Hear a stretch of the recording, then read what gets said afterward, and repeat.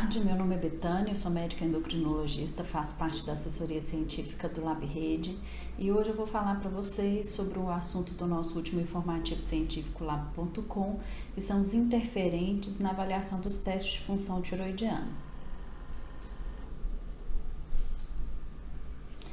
Então, muito bem, nós vamos falar sobre os testes de função tiroidiana e numa introdução nós vamos falar um pouquinho sobre a fisiologia da tireoide. Então, a tireoide é uma glândula do sistema endócrino e o conhecimento da sua fisiopatologia, do seu funcionamento e dos possíveis fatores interferentes nesse funcionamento são importantes para nos auxiliar na interpretação dos testes de função tiroidiana.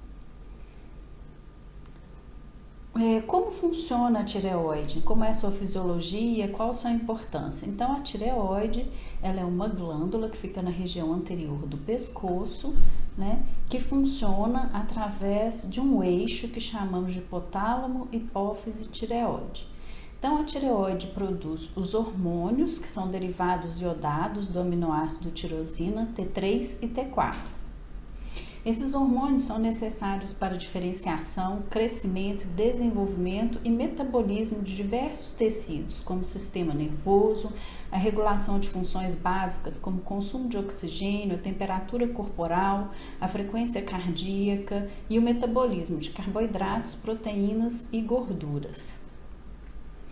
Então, a tireoide sintetiza os hormônios T4, que é a tiroxina, T3, e nós temos também a produção do T3 reverso, perifericamente. Então, o T4, ou tiroxina, é 100% produzido pela tireoide. Já o T3, ou triiodotironina, 80% dele provém da deiodinação periférica do T4, ou seja, enzimas deiodinases tipo 1 e 2, que são enzimas que ficam nos tecidos, a tipo 2 especial no sistema nervoso central, são responsáveis pela remoção de uma molécula de iodo ou a deiodinação do T4 e sua conversão a T3. O T3 tem maior afinidade pelo receptor dos hormônios tiroidianos e é cerca de 4 a 10 vezes mais potente que o T4. Já a deiodinase tipo 3, ela é responsável por metabolizar o T4 em T3 reverso, que é uma molécula de T3 metabolicamente inativo. O T4 e o T3, eles circulam ligados de maneira reversível a 3 proteínas plasmáticas, que são a TBG, ou globulina carreadora dos hormônios tiroidianos, que é 70% do T4 está ligado a ela e 80% do T3, a albumina, que carrega 15% do T4 e do T3, e também a transtirretina, ou TTR. Apenas 0,04% do T4 e 0,4% do T3 circulam em sua forma livre, que é a forma metabolicamente ativa. Qual o melhor exame para a gente avaliar as disfunções tiroidianas? Qual o melhor teste para triar uma suspeita de que a tireoide não está funcionando bem?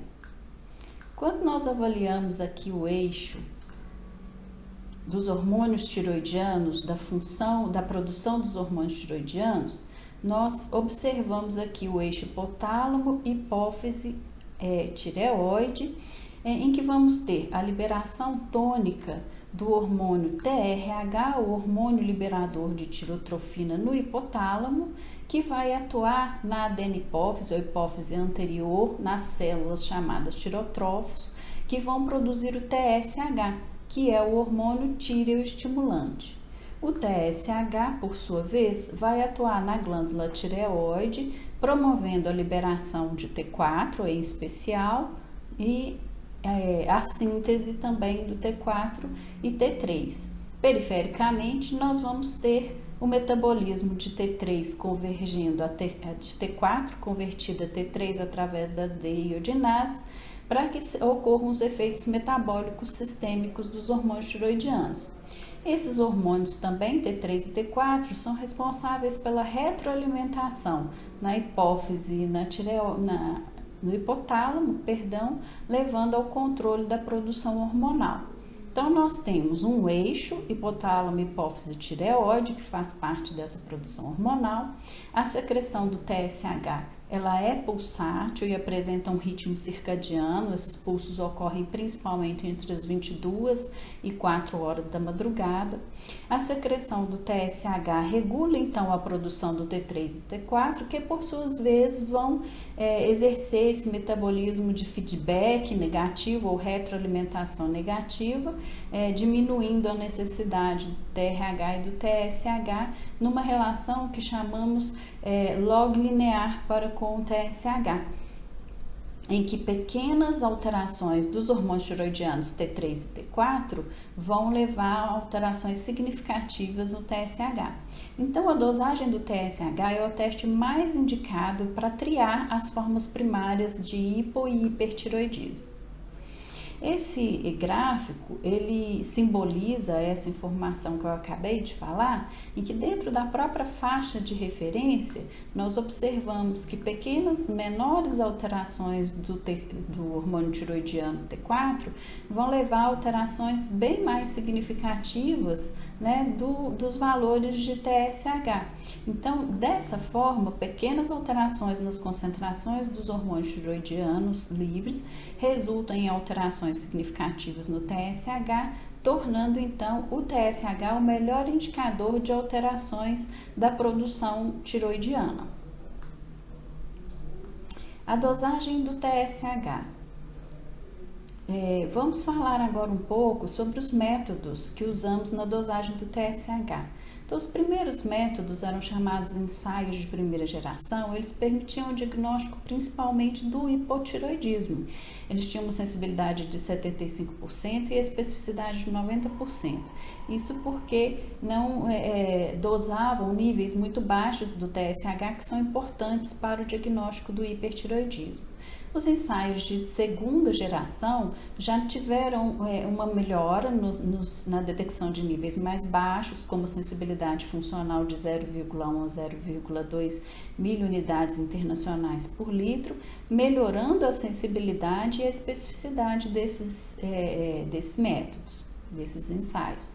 Já os ensaios de terceira geração, que são os utilizados mais comumente, nós temos uma sensibilidade funcional para ele de 0,01, 0,02 miliunidades por litro, sendo muito importantes para o diagnóstico particularmente do hipertiroidismo, onde temos concentrações muito baixas do TSH. Com isso, houve melhor sensibilidade e especificidade para esses métodos e em menor tempo de análise. Então, quando nós falamos de avaliação do TSH como método de triagem para a avaliação da função tiroidiana, o ideal seria, então, usarmos os ensaios de terceira geração. No caso de um TSH alterado, quando estamos fazendo então essa triagem para uma disfunção tiroidiana, uma segunda amostra deve ser analisada antes de instituir o tratamento, idealmente acompanhada da dosagem do T4 livre. Isso porque condições de hipo ou hiperfunção tiroidianas são diagnosticadas pela dosagem desse conjunto TSH e T4 livre. Então, sejam elas disfunções primárias da glândula tireoide no hipo e hipertiroidismo, mas também na disfunção central, onde pensamos em doenças do hipotálamo e hipófise, em que a dosagem conjunta dos hormônios vai ser importante. Em situações onde podemos observar alterações transitórias na dosagem desses hormônios, como nas tiroidites, né, condições em que podemos ter alterações flutuantes de TSH e T4 livre, e também no hipo e hipertiroidismo subclínicos. Então, a dosagem do conjunto TSH e T4 livre é importante para ampliar aí a avaliação das diversas condições que podem cursar com alteração do TSH. A medida do T3, por sua vez, ela vai ser útil particularmente no diagnóstico do hipertiroidismo, quando pensamos na T3 toxicose, que é aquela hiperprodução isolada só do hormônio T3, ou também no uso do T3, né, quando o T3 exógeno vai estar alterando a dosagem dos hormônios, do TSH e aí o T3 vai estar isoladamente alterado. Tem pouco valor no hipotireoidismo, a dosagem do T3. É importante a gente considerar também limitações do uso do TSH. Então, quando vamos avaliar o TSH, é importante considerarmos condições que podem limitar a sua utilidade. Então, no hipertireoidismo crônico grave, a dosagem do TSH, os níveis do TSH podem permanecer alterados por um tempo maior, mesmo com a normalização dos hormônios tireoidianos. Então, nestes casos, o uso do T4 livre é que vai ser mais confiável e que vai ilustrar melhor a condição clínica do paciente. No hipotireoidismo, em que nós não temos uma adesão adequada ao tratamento, ou seja, o paciente usa o hormônio de forma intermitente ou de forma adequada, não faz o jejum após a administração do medicamento, são situações em que a gente pode observar resultados discordantes, por exemplo, um TSH ainda alto com um T4 livre normal ou alto, em que aparentemente vão estar discordantes, mas se colhermos a história do paciente, podemos identificar o uso inadequado do hormônio tireoidiano. Na suspeita da doença hipotálamo hipofisária, então, quando se suspeita que existe uma condição do central do hipotálamo ou da hipófise, o TSH não deve ser avaliado isoladamente. Então, é importante a dosagem do hormônio tireoidiano também. No uso da tiroxina, a mensuração do hormônio do TSH, ela reflete um período de adaptação de pelo menos 6 a 8 semanas do início do tratamento ou de uma adequação do tratamento. Então, se o indivíduo começou a usar a tiroxina, a reposição da levotiroxina, é importante aguardar um período aí de pelo menos 6 a 8 semanas para que seja reavaliado o TSH. Antes desse período, nós podemos ainda ter um TSH alterado, aumentado, né, sem que ainda seja reflexo desse tratamento. Pode ocorrer TSH aumentado com T4 livre normal ou mesmo elevado, se o paciente está fazendo uso do medicamento ou mesmo se fez o uso do medicamento antes da coleta. É importante observar esses dados clínicos no momento da avaliação do exame. A síndrome do eutiroideu doente ou do T3 baixo é uma condição que também vale a pena ser ressaltada, em que nós vamos ter doentes criticamente enfermos, sob estresse metabólico importante, uso de drogas, em que pode-se observar TSH, T4 livres normais ou mesmo reduzidos, com T3 total e T3 livre baixos, e associados a um T3 reverso aumentado. Isso porque uma condição de doença crítica, o organismo, para poupar o metabolismo, aumenta a conversão do hormônio tireoidiano a T3 reverso. Essas alterações tendem a normalizar após a recuperação da doença. Então, a avaliação dos testes de função tireoidiana, idealmente, não deve ser avaliada no paciente criticamente enfermo, exceto se houver uma forte suspeita para disfunção tireoidiana.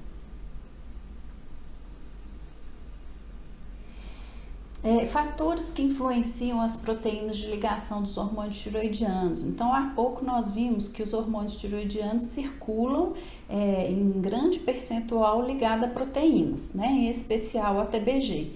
Então, nós podemos ter aumento da TBG em uma condição congênita, no hiperestrogenismo, estados de hiperestrogenismo como a gravidez ou na estrogenoterapia, uso de contraceptivos, reposição hormonal pós-menopausa, em condições infecciosas agudas, como por exemplo hepatite viral, no hipotireoidismo, na infecção pelo HIV, porfiria, e durante o uso de medicamentos como tamoxifeno, raloxifeno, uso de opioides, clofebrato, betadona e heroína.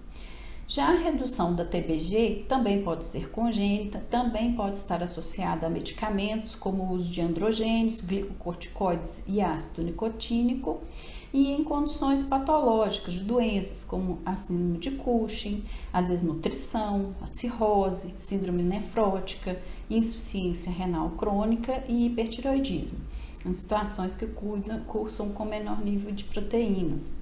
Substâncias que afetam a ligação dos hormônios tiroidianos às proteínas de ligação. Também é importante estar atento que nós podemos ter deslocamento do hormônio tiroidiano da proteína de ligação pelo uso de medicamentos como salicilatos, furosemida em dose altas, heparina, enoxaparina, fenitoína, né, que são os antiepiléticos, carbamazepina, fenobarbital, oxcarbazepina. E também em condições relacionadas à albumina, como a hipertiroxinemia desalbuminêmica familiar, que é uma condição genética em que nós temos um aumento de albumina anormal com alta afinidade pelo T4. Então, fatores relacionados às proteínas que carregam os hormônios tiroidianos também podem levar à alteração dos hormônios tiroidianos, né, de forma que temos que estar atentos a essas condições. Altos níveis ou baixos da TBG podem aumentar ou diminuir respectivamente os níveis dos hormônios na sua forma ligada, né, T4 e T3 totais. Em geral, as frações livres de T4 e T3 permanecem normais nessas condições, porém podem se alterar aí mediante flutuações extremas da TBG. Quando nós falamos de interferentes analíticos, existem aí aqueles mais relevantes, né, que podem gerar interferências nos imunossaios. Vamos aqui observar a presença de anticorpos, como os autoanticorpos anti-T3 e anti-T4, macro TSH, que é o TSH ligado a IgG, anticorpos heterófilos e anti-animais, que vão afetar os ensaios. Podemos ter reação cruzada com outros elementos e interações com drogas. Então, deve-se sempre considerar a possibilidade de interferência analítica quando temos um resultado laboratorial discrepante do quadro clínico e de demais exames correlacionados. Os anticorpos anti-hormônios tiroidianos, T3 e T4, eles acometem 1,8% da população, sendo mais prevalentes naqueles indivíduos que já possuem uma doença tiroidiana autoimune. Então, se já existe autoimunidade, a ocorrência dos anticorpos pode ser maior. No tipo de interferência mais comum, os anticorpos interagem com o traçador do ensaio e geram resultados falsamente aumentados de T3 e T4, fração livre ou total. Outra forma de interferência é a ligação ao próprio hormônio, e aí nós vamos ter uma redução do hormônio disponível para mensuração. Dessa forma, vamos ter resultados falsamente baixos de T3 e T4. Para minimizar os efeitos desses autoanticorpos, as amostras podem ser incubadas com partículas de cefarose, revestidas com proteína GOA, que absorvem essas moléculas de anticorpos IgG. Mas, infelizmente, essa é uma forma de investigação pouco disponível. Uma alternativa que temos é a dosagem do analita em outro ensaio ou outro método que possa sofrer menos interferência pelos anticorpos. O macro TSH corresponde a um complexo de alto peso molecular constituído por uma molécula de TSH ligada a um IgG anti-TSH.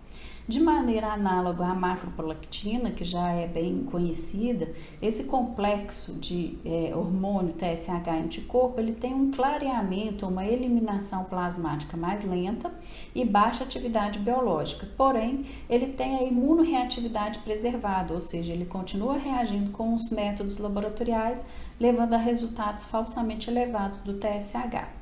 O macro TSH comete de 0,6% a 1,6% da população, porém não afeta todos os ensaios de plataformas distintas, por exemplo, de maneira uniforme. Essa interferência pode ser diferente de um ensaio de uma plataforma analítica para outra. Então, diante de uma amostra com suspeita de TSH aumentado, com T3 e T4 normais, pode-se optar pela investigação do TSH em outro ensaio para avaliar se essa interferência não acontece num outro método, ou efetuar o teste de precipitação com PEG, assim como é feito para macroprolactina, mas não é comum encontrar disponibilidade do teste de PEG para macro-TSH. A confirmação dessa molécula, desse complexo, é feita por cromatografia com gel de filtração, que também tem disponibilidade limitada. Anticorpos heterofílicos e antianimais, esses ambos anticorpos podem interferir em 0,05 a 6% das dosagens, principalmente nos ensaios imunométricos que utilizam pares de anticorpos da mesma espécie animal. Então, nós podemos ter resultados tanto baixos como elevados de forma falsa pela ocorrência de anticorpos heterofílicos ou antianimais, de acordo com a reatividade que vai acontecer com o ensaio. Para mitigar ou reduzir os efeitos desses anticorpos interferentes, as amostras podem ser incubadas em soro nativo de animais não imunes da mesma espécie usada para gerar os anticorpos do ensaio, o que não é uma avaliação comum de se obter. A alternativa também cara é a incubação das amostras em tubos bloqueadores de anticorpos heterofílicos, né, que são os chamados HBT, bloqueadores. Também a disponibilidade desse tipo de tubo de material é limitada. E a alternativa ainda da dosagem do mesmo analito por um método alternativo a fim de avaliar a manutenção ou a não ocorrência da interferência por um método distinto. Um outro interferente ao qual devemos estar atentos, que é motivo de publicações científicas, inclusive posts aí na internet, são os efeitos de drogas na tireoide. Então, nós temos diversas drogas que podem afetar os testes de função tiroidiana, aos quais devemos estar atentos, né? Então, a biotina, ela é uma vitamina do complexo B, hoje tem sido muito utilizada, principalmente para fortalecimento tegumentar, cabelo, unhas, pele, né? E a biotina, ela é usada em imunensaios que são baseados na ligação streptavidina-biotina. Então, esses imunensaios são particularmente sujeitos à interferência do uso da biotina exógena. Então, se existe uma grande concentração da biotina na amostra do paciente, ela pode competir com reagentes biotinados do ensaio pelos sítios de ligação e gerar um comprometimento do resultado. Então, em geral, a interferência da biotina leva a resultados falsamente diminuídos nos ensaios tipo sanduíche e falsamente elevados nos imunensaios competitivos.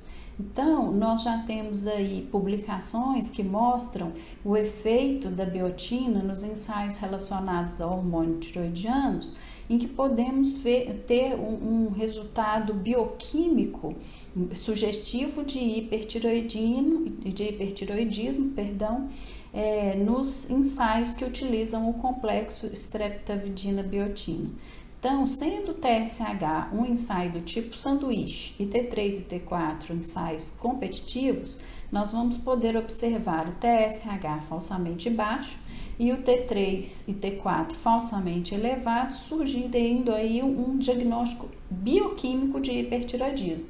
Então, é importante considerar o quadro clínico do paciente frente a um resultado. Então, a discrepância clínico-laboratorial vai ser essencial para chamar a atenção quanto à possibilidade de um interferente associado à história clínica de uso desse potencial interferente que é a biotina.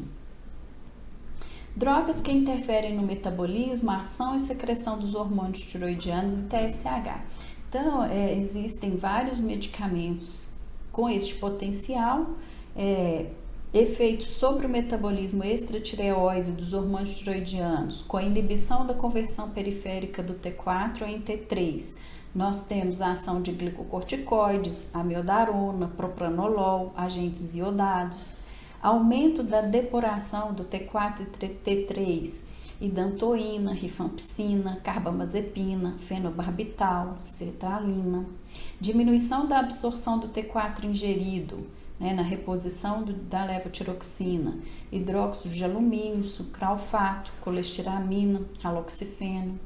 Medicamentos que podem ter efeito sobre a síntese e secreção dos hormônios tiroidianos, inibição da secreção, iodo, lítio, glicocorticoides, heparina, furosemida, sulfonilureias, que são antidiabéticos orais, fenilbutazona, alteração da síntese, as próprias tionamidas, que são drogas antitiroidianas usadas no tratamento do hipertiroidismo, a sulfonilureia, sulfonamidas, cetoconazol, drogas que podem bloquear o transporte de iodo, lítio, minerais, etionamida, e efeitos sobre a ação dos hormônios tiroidianos, a amiodarona, fenitoína, e ainda agentes que inibem a secreção do TSH, como a dopamina, glicocorticoides, análogos de somatostatina, opioides, próprio T3 e T4.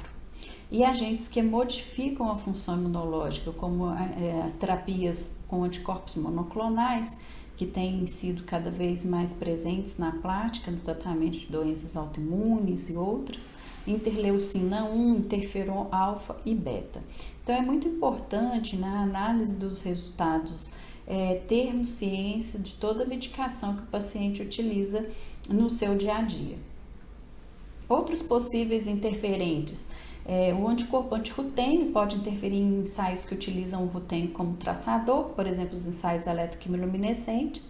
Em geral, vamos ter resultados falsamente elevados de T4 e T3 e baixo TSH e, em raros casos, alterações inversas. Algumas variantes de TSH, decorrentes de mutação da subunidade beta, também podem ser interferentes. E a presença de paraproteínas podem induzir a valores baixos ou eventualmente altos do TSH associado a valores normais de T4 e T3 livres. Então, são outros potenciais interferentes. Então, nesse contexto, são pontos importantes sobre interferências analíticas que devemos ter em mente, né? Os imunensaios são sujeitos a interferências, a divergência com resultados anteriores ou discrepância clínica com parâmetros bioquímicos são fundamentais para suspeitar de uma interferência no imunensaio de função tiroidiana. Um único teste raramente vai ser suficiente para identificar essa interferência, então atualmente vamos ter que fazer testes adicionais.